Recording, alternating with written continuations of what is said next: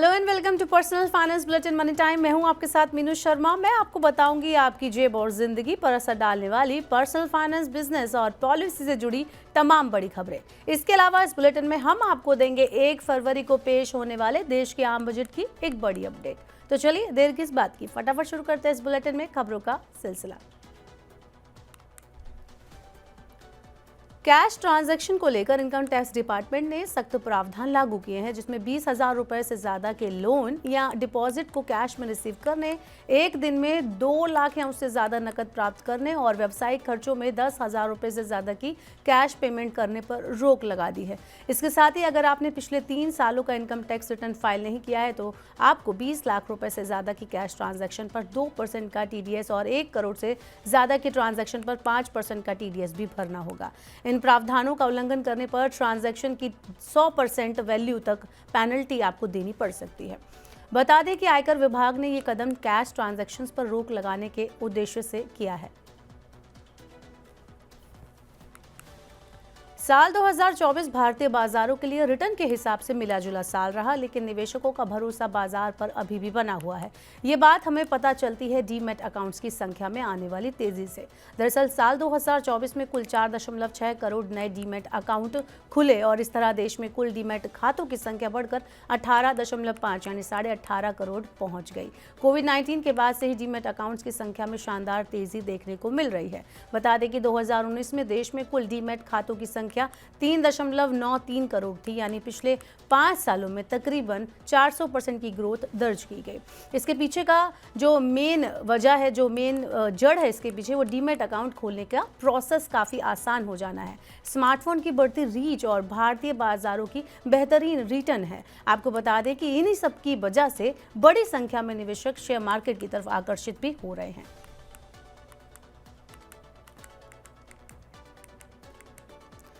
Share बाजार में तीसरी तिमाही के नतीजे आने शुरू हो गए हैं और आज बाजार बंद होने के बाद IT सेक्टर की दिग्गज कंपनी TCS ने अपने नतीजे जारी किए।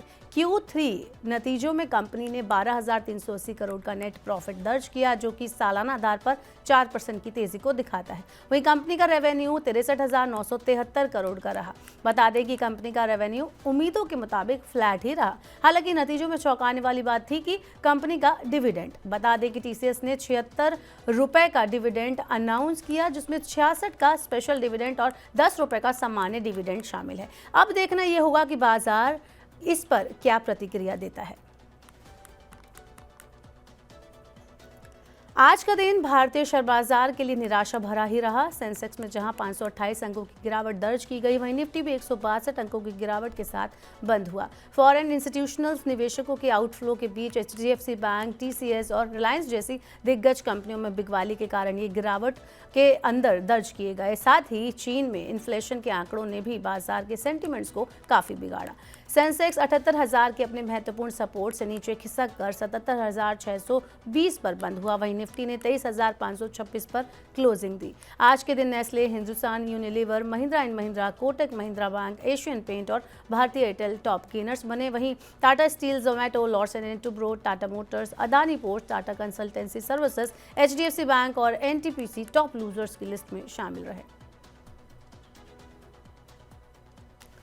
प्रधानमंत्री नरेंद्र मोदी द्वारा लॉन्च की गई LIC की बीमा सखी स्कीम को महज 1 महीने में ही बाहरी सफलता मिली है। बता दें कि पिछले महीने 9 तारीख को हरियाणा के पानीपत में प्रधानमंत्री मोदी ने LIC बीमा सखी को लॉन्च किया था। लॉन्च के महज 1 महीने के अंदर ही इस योजना से 50,000 से ज़्यादा महिलाओं ने जुड़कर इस योजना को सफल बना दिया। LIC ने बुधवार को जानकारी देते हुए बताया कि बीमा सखी योजना के तहत 1 महीने में 52,511 महिलाओं ने अपना रजिस्ट्रेशन करवाया है। LIC इन महिलाओं को बीमा एजेंट बनने के लिए खास ट्रेनिंग देता है। ट्रेनिंग के दौरान 3 साल तक LIC प्रत्येक महिला को एक स्टाइपेंड भी देगा और बीमा पॉलिसी बेचने पर उन्हें अलग से कमीशन भी दिया जाएगा। और अब वक्त हो चला है हमारे बजट रिलेटेड अपडेट का। तो आपको मैं बता दूं कि इस बार के बजट में सरकार सॉवरेन गोल्ड बॉन्ड स्कीम को बंद कर सकती है। एक्सपर्ट्स का मानना है कि बजट में सॉवरेन गोल्ड बॉन्ड को लेकर नए एलोकेशन होने की संभावना बेहद कम है। सोने की बढ़ती कीमत को देखते हुए सरकार ये फैसला ले सकती है। बता दें कि सॉवरेन गोल्ड बॉन्ड पर सरकार 2.5% का ब्याज भी देती है। ऐसे में गोल्ड की कीमतों में आई तेजी के बाद 2.5% ब्याज सरकार के लिए बोझ बन सकता है, जिसकी वजह से बजट में इस स्कीम को बंद करने की घोषणा सरकार कर सकती है।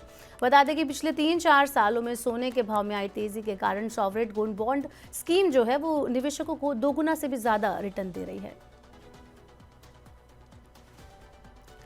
अल्ट्रा लग्जरी यानी कि बेहद आलीशान घरों की मांग 2024 में रिकॉर्ड उच्च स्तर पर पहुंच गई है। रियल एस्टेट एडवाइजर एनरॉक ने बृहस्पतिवार को एक रिपोर्ट में ये जानकारी देते हुए बताया कि प्राइमरी और सेकेंडरी रेजिडेंशियल मार्केट में 59 घरों की बिक्री 4,754 करोड़ रुपए की कीमत पर हुई।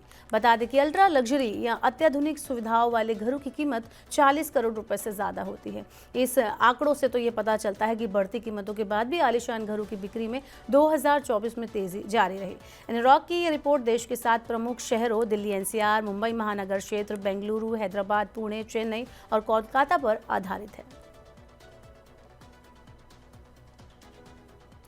तो ये थी फिलहाल मनी टाइम में आज की तमाम बड़ी खबरें। वक्त होगी आपसे विदा लेने का। अब आपसे होगी कल मुलाकात। पर्सनल फाइनेंस से जुड़ी खबरों को पढ़ने, सुनने, उनसे जुड़े खास कार्यक्रमों को देखने के लिए आप मनी 9 के यूट्यूब चैनल को सब्सक्राइब करना ना भूलें। साथ ही आज का हमारा मनी टाइम आपको कैसा लगा नीचे कमेंट बॉक्स में अपना फीडबैक हमें जरूर दें।